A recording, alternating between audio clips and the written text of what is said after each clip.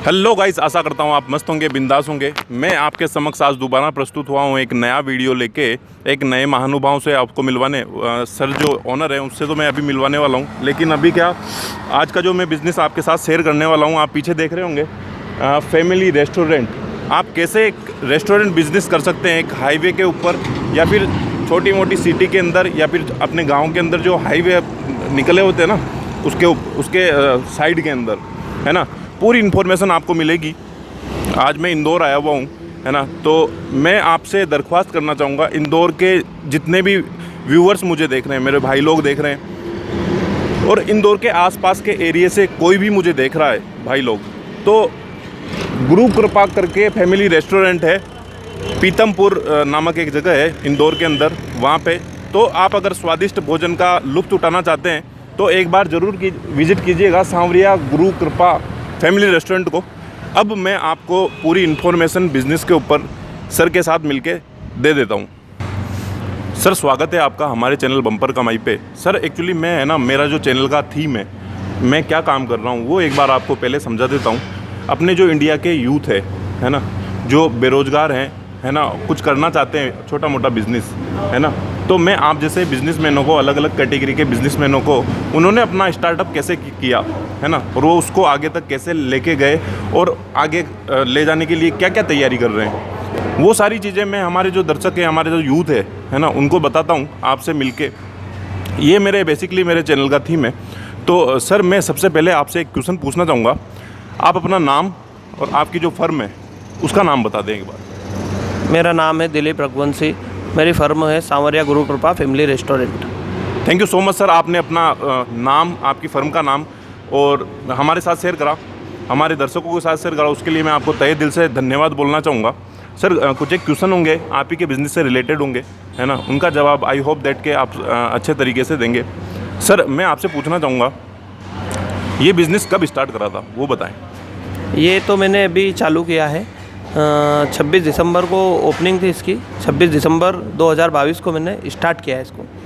अच्छा, इससे पहले क्या करते थे? इससे पहले मेरा एक और ढाबा है सागौरकुटी चौराहे पे, वहाँ भी मैं लगातार 3-4 वर्षों से चला रहा हूँ उसको। उसके बाद मैंने सोचा कि कुछ अपन बड़ा करते हैं, इसलिए मैंने यहाँ पे हाईवे पे बड़ा फैमिली रेस्टोरेंट डाला है। अच्छा गाइज़, आज मैं इंदौर हूँ, पीतमपुरा नामक एक स्थान है, वहाँ पे सर का रेस्टोरेंट है। वो मैंने आपको क्लिप्स में पहले ही बता दिया है, लेकिन मैं आपसे दरख्वास्त करना चाहूँगा, जो भी भाई लोग मुझे इंदौर से देख रहे हैं और इंदौर के आसपास के एरिया से मुझे देख रहे हैं, और आपका आना कभी पीतमपुरा में हो, है ना, तो एक बार सर के प्रतिष्ठान पे ज़रूर आइएगा। सर शानदार सर्विस देते हैं, शानदार खाने का लुत्फ़ ज़रूर उठाएँ। सर, मैं आपसे नेक्स्ट क्वेश्चन पूछना चाहूँगा। आज आपको पूरा इंडिया देख रहा है और आने वाले टाइम पे धीरे धीरे देखेगा, है ना, तो कोई भी भाई स्टार्ट करना चाहें तो आगे आने वाले टाइम पे कितनी संभावना है इस बिज़नेस के अंदर, वो बताएं। कितना चलेगा आने वाले टाइम पे, कितना चलेगा इन फ्यूचर? इन फ्यूचर चलना ही है। ये सब फैमिली रेस्टोरेंट वगैरह, आए दिन लोगों को बाहर खाना खाने की इच्छा होती है, फैमिली के साथ, परिवार के साथ व्यक्ति बाहर जाता है। आप सर्विस दीजिए, भोजन की व्यवस्था अच्छी रखेंगे तो आपके पास व्यवस्थित चलेगा। और सभी यूथ भाइयों से मेरा ये है, मेहनत करना चाहिए, कभी भी पीछे नहीं हटना चाहिए कि ये इसमें लॉस हो जाएगा। ऐसा सोच लिया कि अपन ये काम कर रहे हैं, इतना खर्चा है इसमें, इतना बड़ा काम कर रहे हैं, व्यापार में इतना खर्चा, इतना सैलरी देना पड़ेगी, इतना ये देना पड़ेगा, ये अगर सोच के काम करेंगे तो हमारा यूथ जो है कुछ भी नहीं कर पाएंगे, हमारे यूथ जो लोग। और अगर आप सोचते हो कि नहीं मैं ये काम कर सकता हूँ तो आप कर सकते हो। जैसे सामने आप कभी देखते हो कि पहाड़ी है, पहाड़ी आदमी को चढ़ना तो ऐसे ही एकदम तो पहाड़ी चढ़ेगा नहीं भाई, धीरे धीरे स्टेप बाय स्टेप चढ़ेगा पहाड़ी, तो उसी प्रकार से पहाड़ी चढ़ सकता है व्यक्ति, ऐसे तो नहीं चढ़ पाएगा। आप चाहो, मेहनत निरंतर लगातार। मैंने अभी ये खोला है, पहले भी मैंने विगत लगातार 3-4 साल से एक ढाबा चल रहा हूँ कुटी चौराहे पे। तो मेरे पास अगर वर्कर वगैरह नहीं रहते थे तो मैं खुद 18 घंटे वहाँ पे काम करता था। मैं खुद 18 घंटे तक, मतलब 6 घंटे में सोना नहाना वगैरह सब करता था, बाकी 18 घंटे में एनी टाइम मेहनत करता था वहाँ। जब जाके मैंने ये मुकाम हासिल किया है, और आगे और भगवान की इच्छा होगी सांवरिया सेठ की, तो और आगे और बड़ा कारोबार मेरा प्रभु करवाएंगे। अच्छा सर, मैं जैसे आपका वीडियो देखा मैंने और मैं आपसे इंस्पायर हो गया, है ना, और मैं भी खोलने का मन बना लिया मैंने, है ना। तो मैं शुरुआत में किन किन बातों का ध्यान रखूँ वो बताएं। शुरू, आपके यहाँ कोई भी व्यापार आप स्टार्ट करते हो तो सबसे ज़्यादा आप ध्यान रखो स्वच्छता का। जो स्वच्छता अभियान अपने देश में चल रहा है उस चीज़ का ध्यान रखना है आपको। स्वच्छता पूरा स्वच्छ, पूरा साफ़ सफाई वगैरह इसका पूरा आपको निरंतर ध्यान रखना है। उसके बाद आपके यहाँ की क्वालिटी मेंटेन एनी टाइम। जो फर्स्ट डे आप खाना खिलाते हो किसी कस्टमर को, जब भी आता है वो नेक्स्ट टाइम उसको टेस्ट वही मिलना चाहिए। उसके बाद आपके यहाँ की सर्विस व्यवस्थित होना चाहिए। और सबसे अच्छी बात, आपका व्यवहार अगर अच्छा है, आपका व्यवहार किसी भी कस्टमर से आप घर जैसा बर्ताव करते हो तो आपको जीवन में कभी भी कहीं समस्या नहीं आना है। अच्छा सर, आपका तो जो रेस्टोरेंट है, फैमिली रेस्टोरेंट है, वो तो एक 4 लाइन हाईवे के ऊपर है ना। मैं आपको आज पूरा इंडिया देख रहा है ना, गांव से भी देखेगा है ना, छोटे कस्बों से भी और सिटी से भी और बड़ी सिटियों से भी है ना। तो आपका तो हाईवे पे है ना, कोई सिटी के अंदर भी खोल सकता है, अंदर की साइड है ना। तो लोकेशन बहुत मैटर करती है एक बिज़नेस को चलाने के लिए। तो लोकेशन कौन सी चूज़ करें वो बताएं एक बार। लोकेशन आप कहीं भी ये व्यापार करना चाहते हो तो लोकेशन आप चलो हाईवे में नहीं ये जगह नहीं है, ये नहीं, सिटी में भी डालते हो तो सिटी में भी अपनी लोकेशन ऐसी होना चाहिए कि आसपास कोई फैमिली क्षेत्र तो रहेगा ही सही। फैमिली क्षेत्र के आसपास डाल लो आप व्यवस्थित। कोई आपको छोटी सी जगह, ऐसा नहीं बोल रहा हूँ जगह बड़ी चाहिए, छोटी सी जगह में भी आप चला सकते हो कहीं भी छोटी सी आप 20 बाई 20 की दुकान में भी आप एक रेस्टोरेंट चला सकते हो। आपके अंदर अगर कुछ है, टैलेंट है, आप कुछ करना चाहते हो भविष्य में, या आप खुद से आप संतुष्ट हो कि हाँ मैं ये कर सकता हूँ, तो आप कहीं भी चला सकते हो। ऐसा कुछ नहीं है आपकी अब ये नहीं चला। अपने इंदौर के आसपास बहुत सारी पहाड़ी क्षेत्र में भी रेस्टोरेंट वगैरह चल रही है। देखा है अपने देश में बहुत जगह, कई ऐसी जगह रिसोर्ट वगैरह चली रहे।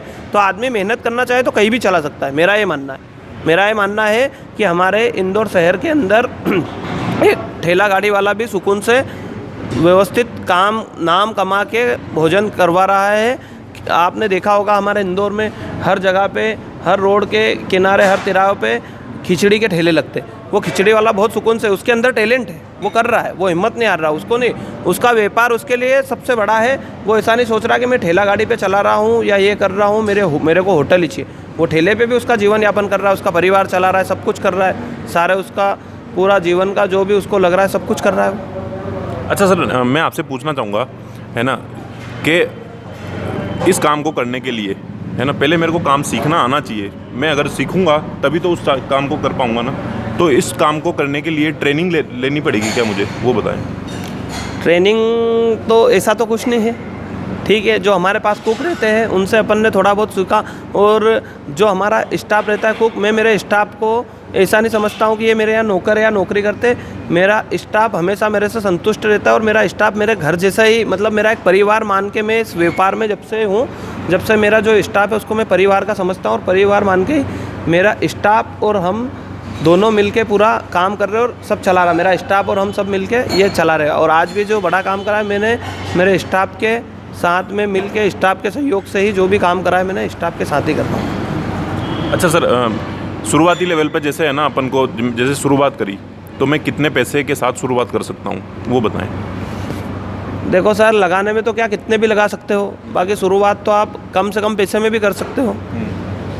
फिर भी अगर बताना चाहें तो कि हाँ इतने से तो आपका स्टार्टअप हो ही जाएगा, फिर आगे आने वाले टाइम पे वो धीरे धीरे बढ़ता रहता है। एक बार तो अगर आप, मैं जैसे बोल रहा हूँ आपको ठेले पे चलाना, तो आप 10,000 से भी चालू कर सकते हो, अच्छा व्यवस्थित आपका चालू हो जाएगा। और अगर ऐसा बड़ा करना चाहो तो भी फिर भी कम से कम 2-4-5 लाख में भी आप स्टार्ट कर सकते हो। जैसा आप बढ़ाना चाहो ऐसा होगा उसमें। ऐसा नहीं आप ऐसा सोच लिया कि मेरे पास अब पैसे ही नहीं है और मेरे को 10 लाख का काम करना।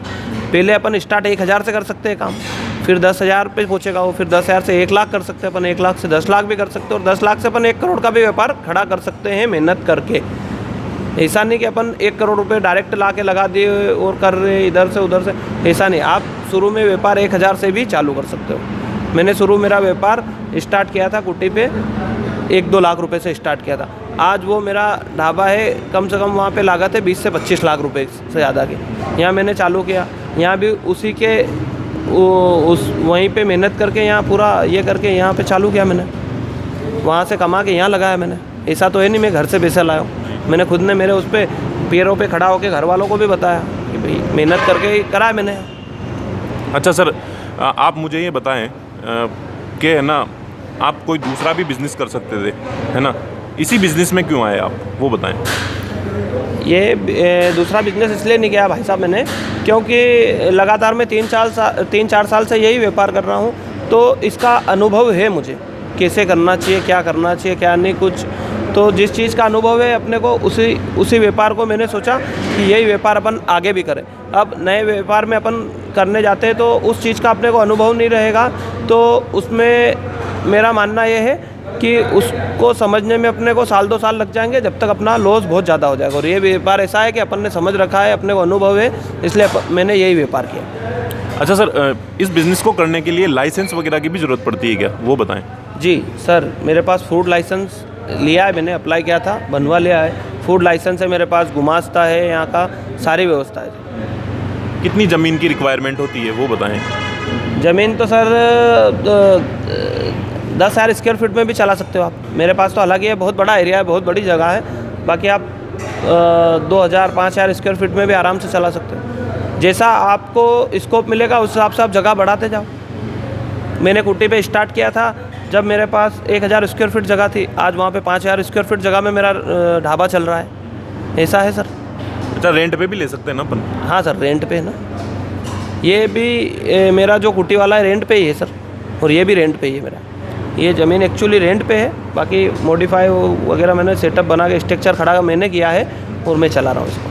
तो सर अभी कितना स्टाफ काम कर रहा है, कितने लोगों को आपने रोज़गार दे रखा है, वो बताएं। अभी मेरे पास 21 लोगों का स्टाफ काम कर रहा है, और मेरी सोच ये है कि यहाँ आने वाले समय पे जब रनिंग पे आ जाएगा ये, अभी तो मैंने स्टार्ट किया है, तो यहाँ कम से कम 100 लोग काम करें। अगर मेरे यहाँ 100 लोग काम करते हैं तो ये मान के चलो कि वो मेरा मानना ये है कि 100 परिवार अगर यहाँ से चलते हैं तो वो 10,000 परिवार चलाएँगे, 10,000 लोगों को रोज़गार देंगे वो।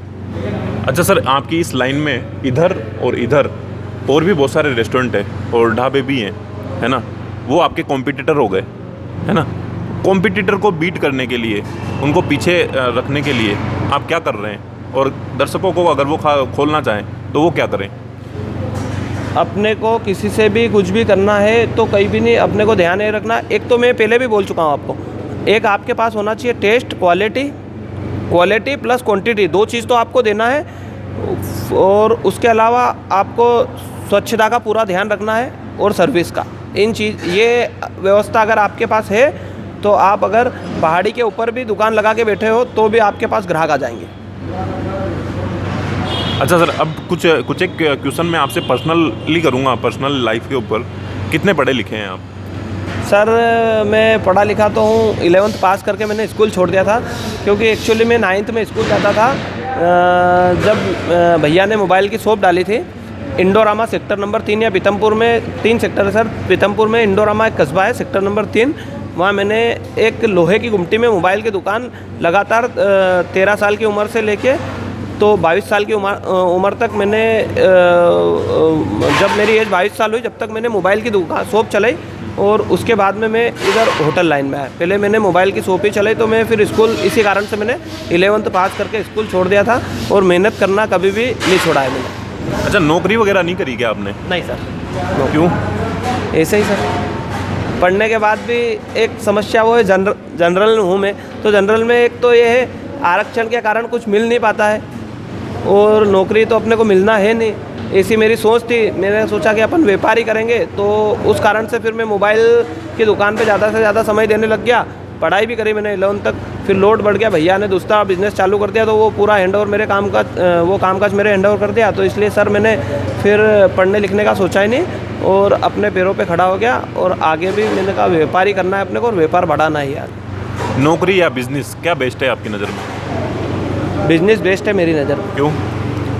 ठीक है ना सर, नौकरी में ऐसा है कि अब मेरा मानना है कि गवर्नमेंट जॉब तो जनरल व्यक्ति को मिलना ही नहीं है, बहुत मुश्किल से, या किसी भी व्यक्ति को जनरल। आज आप नौकरी के लिए अगर आज एग्ज़ाम है कोई से भी गवर्नमेंट की, अगर कोई सी भी वैकेंसी निकलती है तो वहाँ पद खाली रहेंगे 1,000, और एग्ज़ाम में बैठेंगे 10,000 15,000 लोग, तो बाकी के लोग कहाँ जाएंगे, क्या करेंगे? मेरा मानना है कि बिज़नेस एक ऐसा है, नौकरी में व्यक्ति कुछ भी ये नहीं कर सकता है और इतने लोग हैं, आबादी इतनी है अपने देश की। अब मैं बता रहा हूँ आपको कि 1000 वैकेंसी निकली है, 15,000 लोग बैठे हैं वहाँ, तो बाकी 14,000 लोग क्या करेंगे। मैंने यह बिज़नेस खोला तो हो सकता हो उस 14,000 में से कुछ व्यक्ति मेरे पास भी आके काम करें, कोई मैनेजर हो, कोई ये हो, कोई वो हो, सब अलग अलग प्रकार से सब अलग अलग अपना वो रख के काम करें। अच्छा सर, कभी कभी डिमोटिवेट हो जाते हैं, है ना, बिजनेस नहीं चल रहा, है ना, कस्टमर नहीं आ रहे, तो अपने आप को मोटिवेट करने के लिए क्या करते हैं? अब ये तो क्या है, ठीक है, अपने आप को, मेरा मानना ये है सर, कुछ भी नहीं करना तो कुछ भी नहीं है।